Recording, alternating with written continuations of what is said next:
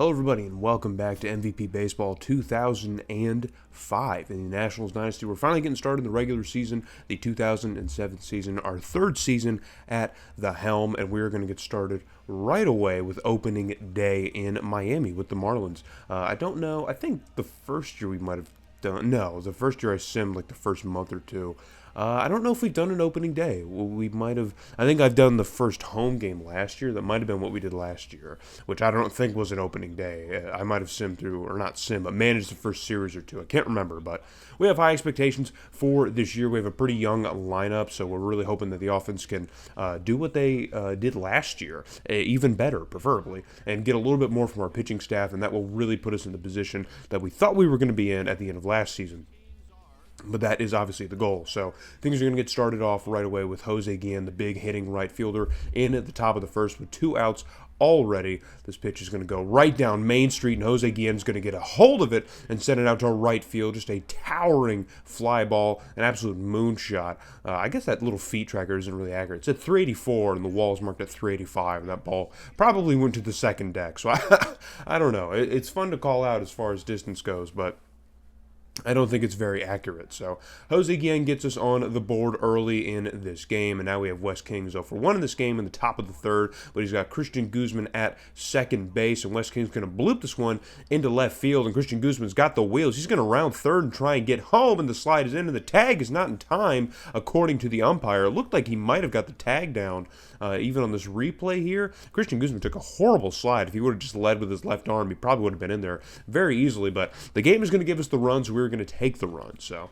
now we have Luis Castillo up in the bottom of the third with a man on third for the Marlins, and he's going to absolutely send this one out into the center field gap. That one's going to go all the way out to the wall. That's almost in triple territory, but that little corner over there in left center field is really where that where the triple usually come from, but Luis Castillo has enough wheels to not only get the runner home, but get a triple himself. So I was right initially that it is triple territory, as Luis Castillo rips an RBI triple out of that little blooper out to right center field. So it's a nice piece of hitting for the Marlins, but we're going to already head to the other side offensively with Jose Vidro here, who has yet to make his name known in this game with one away in the fourth inning, and Jose Vidro gets a hold of this one, and that one's going out to the little triple out, a little corner, and that one's going to go right off the teal monster, and it is gone. See, 417 feet, I don't know if that's accurate, but Jose Vidro is going to get himself on the board with a solo shot here in the fourth inning to continue this little burst of offense that we have going.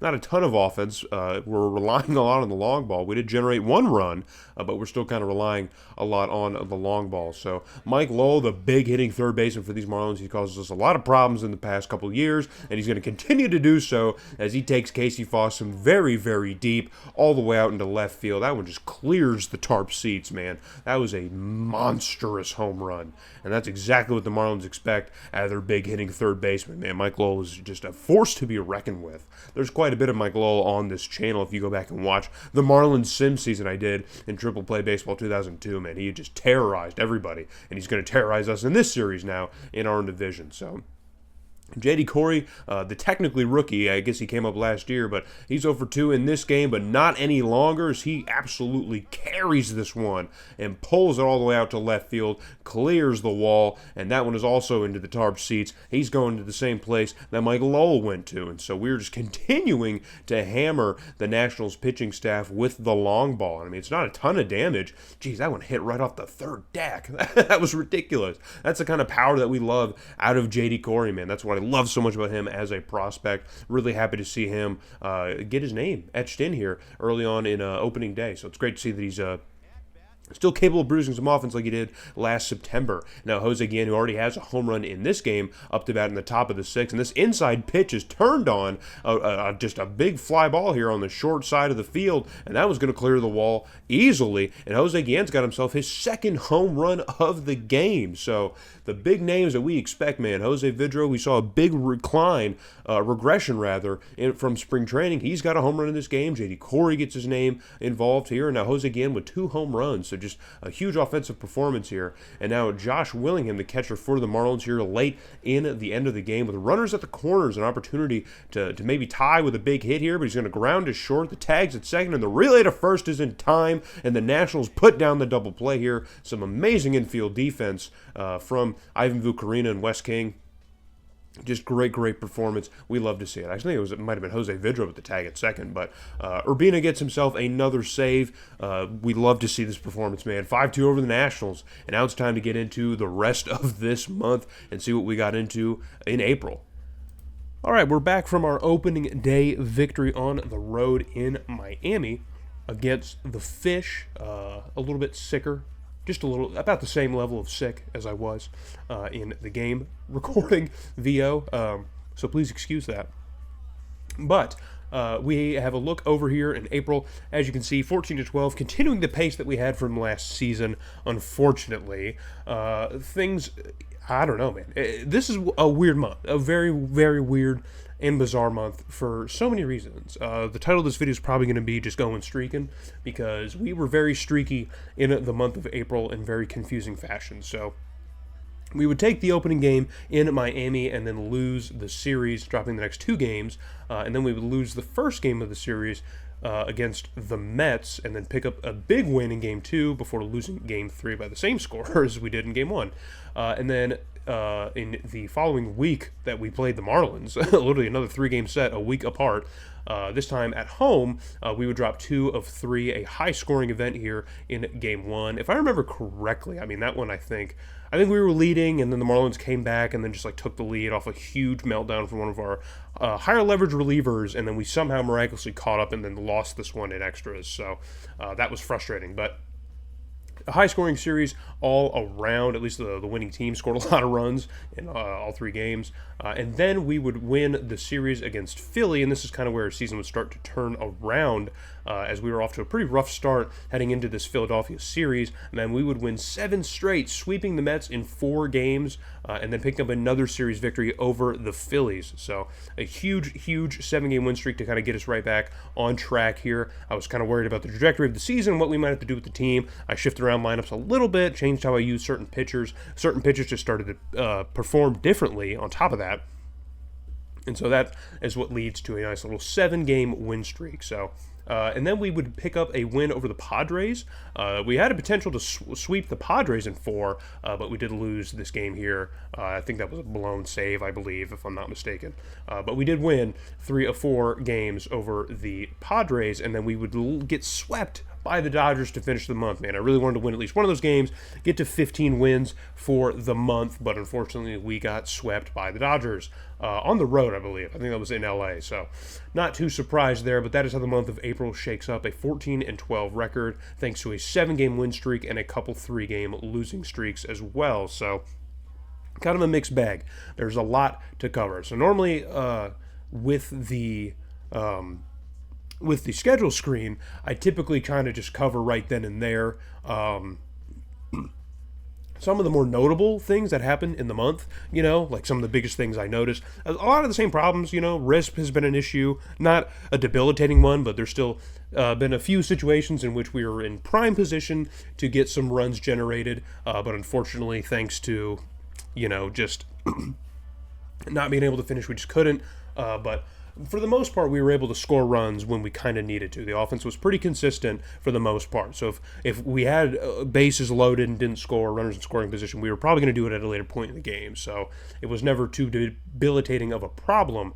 And then pitching is the same usual issues, but pitching is really a tale of 2 months, honestly, man. Like, it's different. So we're going to look at the batting order, of course, and talk offensively and look over everybody. So the way that we've used the lineup is different too. So there's some people who you might be shocked aren't everyday players, and there's some people that you shocked are. So the game automatically moved around positions for us. So it's put guys in positions I don't think they can play, and I think we have had our share of errors because of that. But it doesn't seem to be hindering our ability to score. So it seems to be the best offensive output we have. Maybe not the best defense, but I think that's something that we can sacrifice if we can, at least generate a lot of offense. So Christian Guzman has been, for the most part, an everyday player for us. He's kind of played at third base, funnily enough, and then he'll play at second or short depending on who needs an off day. But he's been an everyday player. He's hitting 276 with 4 bombs, and he's got an OPS well over 750. So a pretty solid start to the season for him. I would like to see his average get a little bit higher, but 276 is nothing to scoff at. So I'm happy with how Christian Guzman has performed to start the season. Remember, he got off to a slow start and then didn't really win his job back at shortstop last year. So it's really important that he is an everyday player for this team. Andy Chavez is doing Andy Chavez things, man, hitting 320. He started off pretty slow in the first couple series or so. But I mean, he's really just, prime Andy Chavez is back, baby. Injury does not slow him down. So he's hitting 320 with 3 bombs. He's got a solid OPS, man. Look at that. He's threatened for 1,000. He's trying to climb up there as much as he can, man. I don't know if he can get there, but I hope he can because he's doing great. Already 8 swiped bags on the year. Christian Guzman has 9. I mean, this is what's so important about having these guys in the top of the lineup, and that's basically where they've both sat for most of the month. Jose Guillen also doing Jose Guillen things, hitting 349 to start the month with 4 bombs. Pretty consistently hitting home runs, too, around the roster. There's not one person who's really hitting a lot of them, but everyone seems to be kind of getting a few. So most players on the lineup have about 3 or 4 home runs, too. It's something I wanted to point out. But hitting 349, Jose Guillen is with another 800-plus OPS here, close to 900 OPS. So great start to the season for Jose Guillen. Matt Holliday has not necessarily been an everyday player. I found ways to get him into the outfield primarily, but he started off this month not being an everyday player. He was just kind of the odd guy out in our outfield, and there wasn't really a reason for him to play first base because of Ivan Vukarina, but very quickly he became the better option offensively, so he's been playing first base pretty much every day for us now. So he's hitting 333 with, again, another 800-plus OPS player. So, yeah, man, a lot of great offense at the top of the order. Jose Vidro hitting 409. His regression, it doesn't seem to be slowing him down. He's got the best numbers on the season so far, man. That he's got an 1,000-plus OPS. He's got an 1,077 OPS. So I am very, very happy about that. He's hitting 409 with 4 home runs. Tremble Sledge has been more of a pinch hitter still. He hasn't really done a whole lot for us. I mean, the numbers are good, but it's a very, very limited sample size. So Brian Schneider has been kind of a mixed bag too. He hasn't hit very well, but he's got the 3 home runs, which have come in pretty clutch.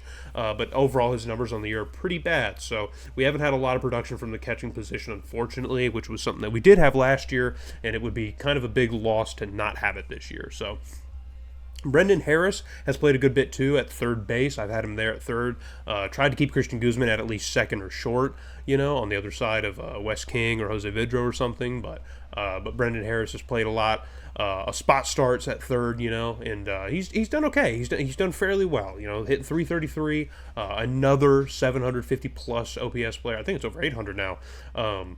But he's done well. I'm not upset about Brendan Harris. He's done very well. J.D. Corey, again, another hot start to the season here, hitting 320 with 4 bombs. OPS over 900. I wish the EA Sports music would get out of the way so I could read the freaking screen. Okay.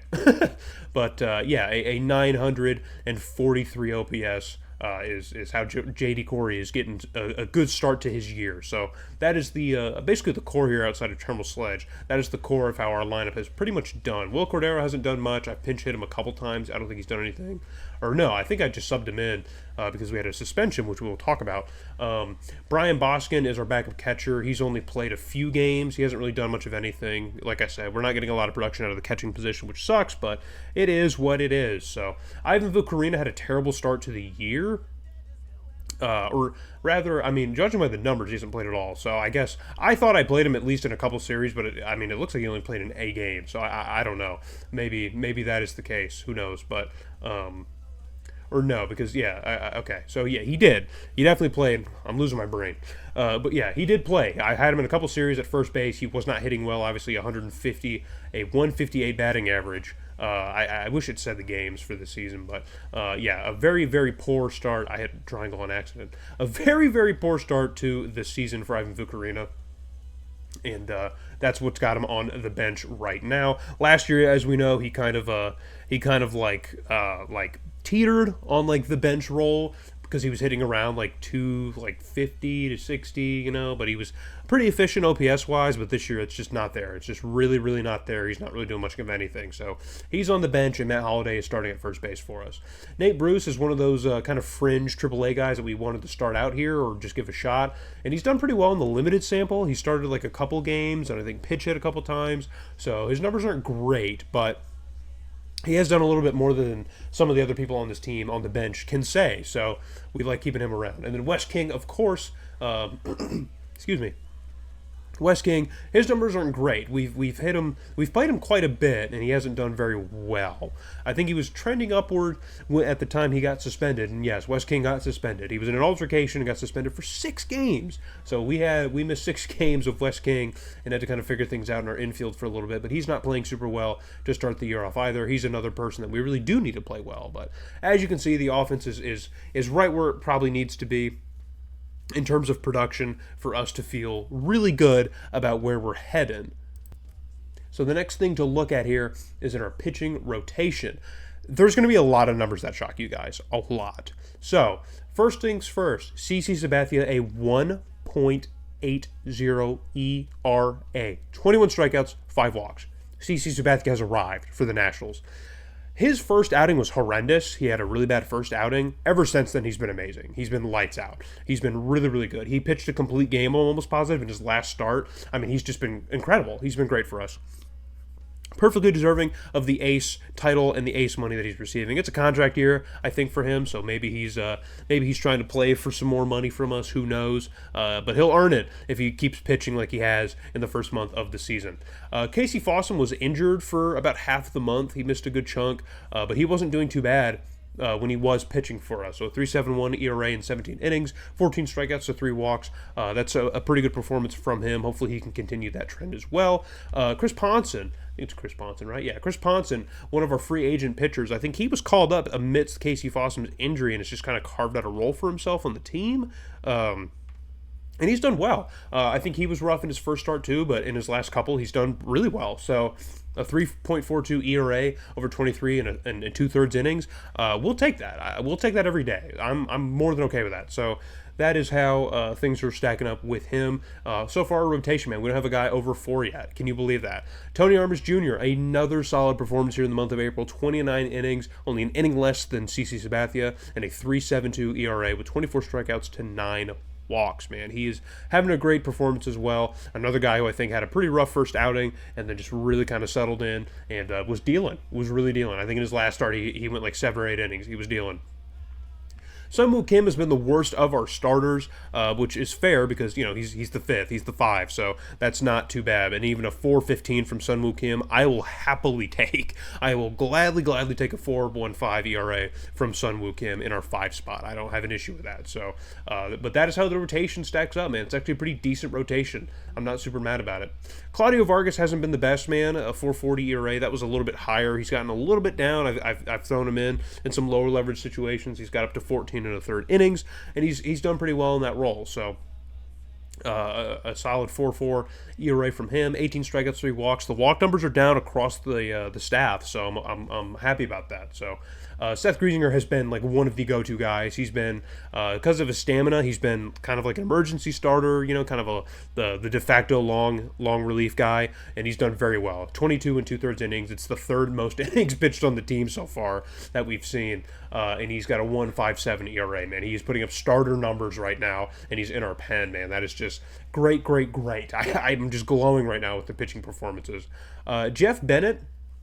I think Jeff Bennett's another guy who maybe had like a rough outing or two, but he's been solid too, man, and I'm happy about that because he's a trade acquisition. That's one of the guys I brought in last season, and he's actually doing very, very well for us, man. Only 1 walk on the season. That's an amazing rate, man. I wish they had that rate in here because that's an amazing rate. So 2.31 ERA for Jeff Bennett. I like to see that. John Rouch has been another just great kind of go-to guy, long relief type situation, man. 22 and a third innings and 1.21 ERA. We love to see it, man. We love to see it. Walk number's kind of high compared to the strikeout number, but he's not letting a lot of guys cross home plate, so I can't be super mad about it. Luis Ayala, unfortunately, has kind of become the de facto closer, and we will get to why in a second. But even him, man, his last 2 or 3 outings, some of those losses that you guys saw at the end of the month were mainly Luis Ayala's fault, man. He's 0-5, and that is on brand, man. He's blown a couple saves for us now.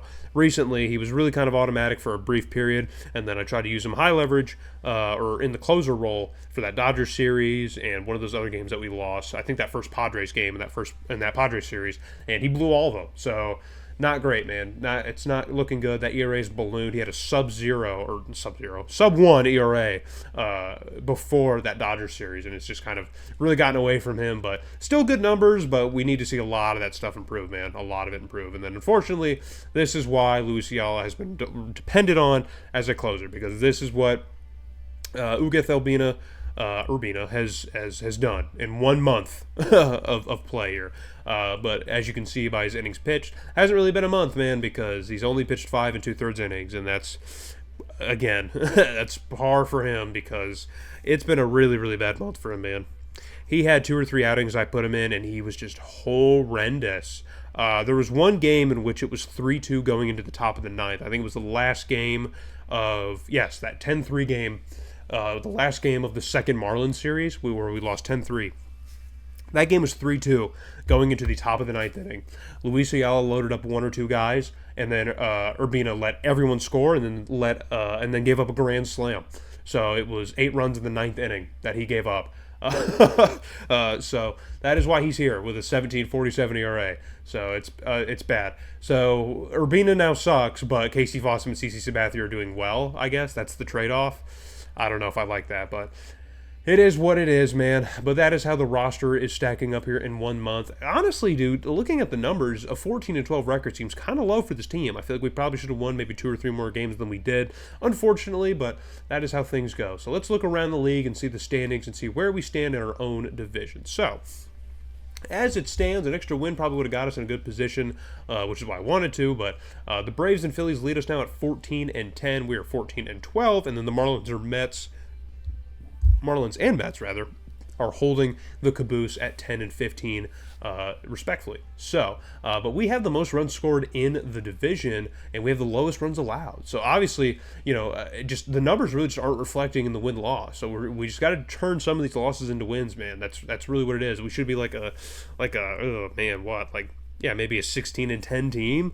I think at least that's probably fair to say. So I'd love to see the expected record if we could do that math, because honestly, I think we should be the best team in the NL East right now, unfortunately. So in the AL West, the Rangers on a 3-game skid are leading at 14-11, just a game over the A's and 2 games over the Angels, with the Mariners kind of off to a rough start to the year. In the AL Central, the Twins are getting off to a similar start they had last year at 16-8.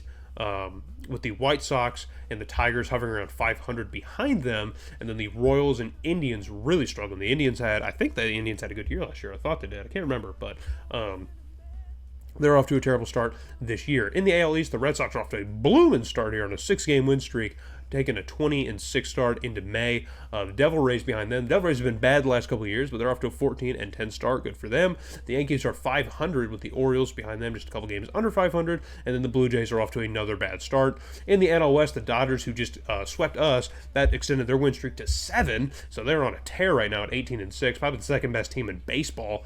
And then the Diamondbacks and Rockies are behind them at 14-10. 2 teams who struggled last year as well. And then the Giants and Padres are at the bottom. The Padres are having a really rough start to their year. And then in the final loaded division, the Pirates are off to a hot start at 17-8, with the Cardinals, the defending World Series champs, at 16-9. They're also having a good start to the year. The Reds are the next closest team at 11-14, and then the caboose of the NL Central is just pretty bad, pretty not good. So that is how the league is looking right about now. In a good spot, I guess, as far as our division goes. We got to stay at least within a couple games of that division race for as much of the year as we can. So that's the good thing. So last thing we'll do before we get out of here is take a look at the month of May. So we start off with a home series against the Rockies in D.C., and then we continue that home stint with the Cardinals coming to town. So that'll be a tough series. Got to try and win as many games as we can within those 3. And then we have another road series, or we take to the road to play the Brewers in Milwaukee, and then we travel all the way down to Arizona to play the Diamondbacks before we come home again for a nice long home stint against the Brewers, Giants, Braves, and Reds. And then we finish off the month in Turner Field playing the Braves in Atlanta. So we will probably highlight this home Braves series, get a look at the home games, because remember, we have to win home games this year for our stretch goal. We won a good bit in the last month, but we need to win a lot more this year. So we'll probably highlight this Braves series right here in the next month, and I'll get through all these games, and then we'll start in the Braves series. But that's where things will pick up in the month of May. So thank you guys for watching. This video might get up a little bit later than it normally does because I'm sick now, and because of the hurricane and stuff, I canceled the college football 25 series, and I'm trying to get the hockey series up and going. Videos are going to be a little bit spotty, I guess, throughout the week. I'm not going to stick to any set schedule before we get a basketball or hockey series kind of in the mix. So, yeah. So sorry about that. If you're expecting videos on certain days, I know I kind of just pulling the rug out, but just trying to work through, life and things. So, but thank you so much for watching and sticking with it, man. Hope you enjoyed, and we will see you guys in the month of May.